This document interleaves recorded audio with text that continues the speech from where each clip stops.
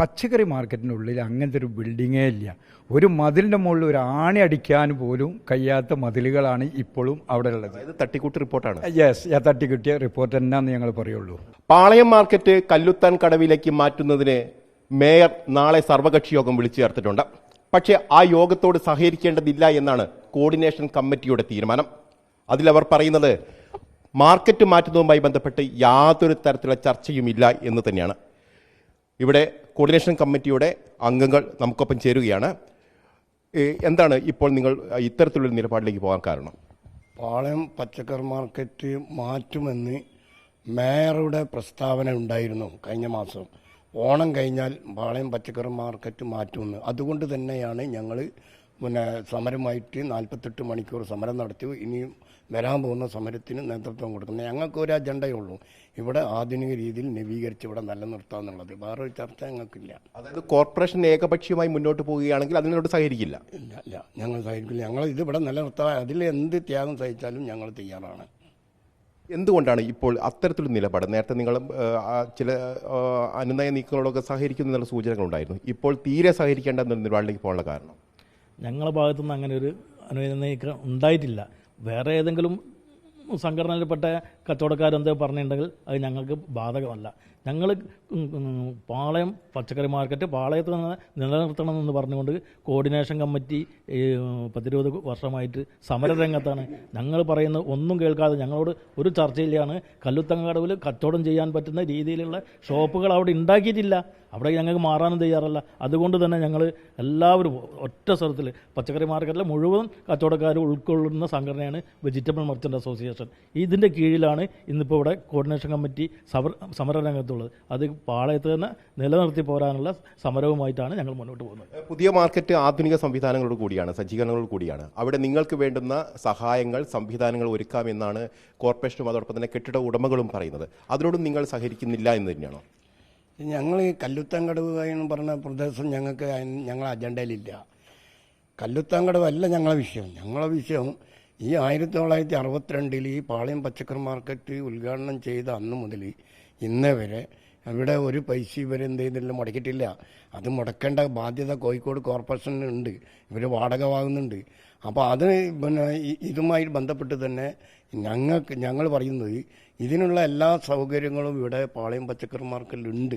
അത് ഈ കല്ലുത്താങ്കടവ് പറഞ്ഞ കമ്പനി അങ്ങനെ കൊടുത്തിട്ടുണ്ടെങ്കിൽ BOT അടിസ്ഥാനത്തിൽ ഈ പാളയം പച്ചക്കറി മാർക്കറ്റ് കോഴിക്കോട് കോർപ്പറേഷന് ഞങ്ങൾക്ക് വിട്ടുന്നോട്ടെ. ഞങ്ങളും അതേമാതിരി ആധുനിക രീതിയിൽ നവീകരിച്ചിട്ട് നല്ല രീതിയിൽ ഉള്ള എല്ലാ സംവിധാനവും ഞങ്ങളിവിടെ വരുത്തും. മാത്രമല്ല ഇവിടെ ഞങ്ങളെ ഈ റോഡ് തന്നെ, ഞങ്ങൾ ഈ റോഡ് സബ് മുതൽ കല്യാണ കേന്ദ്ര പൂന്താനം ജംഗ്ഷൻ വരെ 12 മീറ്റർ വീതിയുണ്ട്. ഈ 12 മീറ്റർ വീതി വെച്ചിട്ടാണ് ഈ റോഡിൻ്റെ വികസനം എന്ന് പറഞ്ഞിട്ട് ഇവിടെ 6.50 7 മീറ്ററും വീതിയുള്ള സ്ഥലത്തേക്ക് കൊണ്ടുപോകുന്നത്. കോഴിക്കോട് നഗരത്തിലെ ഇവിടെ ബ്ലോക്കില്ലാത്തത് എല്ലാ സ്ഥലത്തും ബ്ലോക്കാണ്. ഇവിടെ മറ്റൊരു പ്രധാനപ്പെട്ട കാര്യം, NIT അടക്കം അവിടെ പരിശോധന നടത്തുകയും ആ കെട്ടിടത്തിന് ബലക്ഷയമുണ്ട് എന്നുള്ള റിപ്പോർട്ട് നൽകുകയും അതിൻ്റെ അടിസ്ഥാനത്തിൽ തന്നെയാണ് ഇപ്പോൾ പെട്ടെന്ന് തന്നെ കോർപ്പറേഷത്തിലുള്ള നിലപാടിലേക്ക് പോകുന്നത്. എന്താണ് അതിനെക്കുറിച്ച് നിങ്ങൾക്ക് പറയാം? NIT എവിടെയാണ് എങ്ങനെയാണ് എടുത്തത്? പച്ചക്കറി മാർക്കറ്റ് ഫുള്ളായിട്ട് സീറ്റും ഓടും മാത്രമേ ഉള്ളൂ. മാർക്കറ്റിൽ ഒരു നിലയിൽ വർക്ക് ചെയ്യുന്ന സ്ഥലമാണ് പച്ചക്കറി മാർക്കറ്റ് ഫുള്ളായിട്ട്. ഗ്രൗണ്ട് മാത്രമേ ഉള്ളൂ. എവിടെയാണ് NIT ഒരു ഇതിൽ NIT റിപ്പോർട്ടാന്ന് പറഞ്ഞിക്കാണ്ട് ചെയ്തതെന്ന് മാത്രമേ ഉള്ളൂ. അത് എങ്ങനെ ഏതെന്നില്ല. പച്ചക്കറി മാർക്കറ്റിനുള്ളിൽ അങ്ങനത്തെ ഒരു ബിൽഡിങ്ങേ ഇല്ല. ഒരു മതിലിൻ്റെ മുകളിൽ ഒരു ആണി അടിക്കാൻ പോലും കഴിയാത്ത മതിലുകളാണ് ഇപ്പോഴും അവിടെ ഉള്ളത്. തട്ടിക്കൂട്ട് റിപ്പോർട്ടാണ്. യെസ്, തട്ടിക്കിട്ടിയ റിപ്പോർട്ട് എന്നാന്ന് ഞങ്ങൾ പറയുള്ളൂ.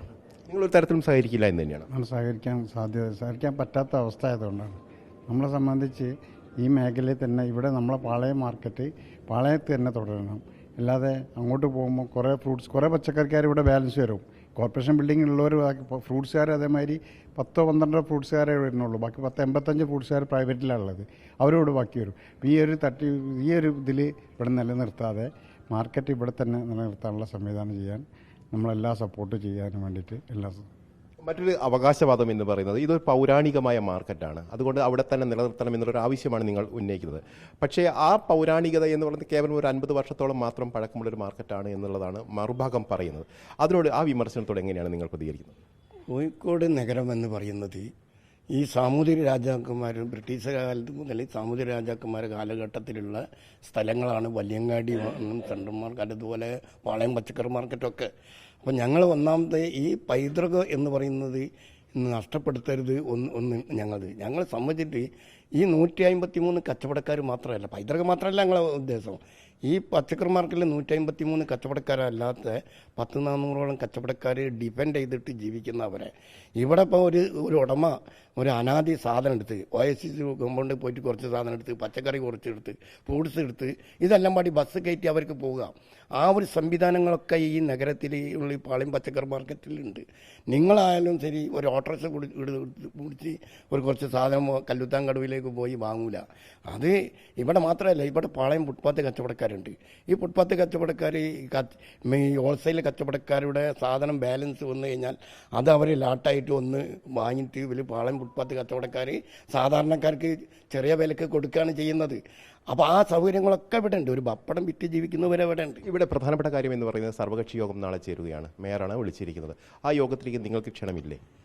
ഞങ്ങൾ ഫോണിൽ കൂടി വിളിച്ചിരുന്നു. അപ്പം സാധാരണ ഞങ്ങൾ കോർഡിനേഷൻ കമ്മിറ്റിക്ക് ഒരു രേഖാമൂലം ഇന്ന് അജണ്ട വെച്ചിട്ട് പാളയം പച്ചക്കറി മാർക്കറ്റുമായി ബന്ധപ്പെട്ടിട്ട് ഇത് നവീകരിക്കാൻ നിങ്ങളായിട്ടൊരു ചർച്ച നടത്തണോ എന്ന് പറഞ്ഞിട്ട് ഒരു കത്ത് വരാണെങ്കിൽ ഞങ്ങൾ കോർഡിനേഷൻ കമ്മിറ്റി അത് ചർച്ച ചെയ്ത് തീർച്ചയായിട്ടും ഞങ്ങൾ ആ യോഗത്തിൽ പോകും.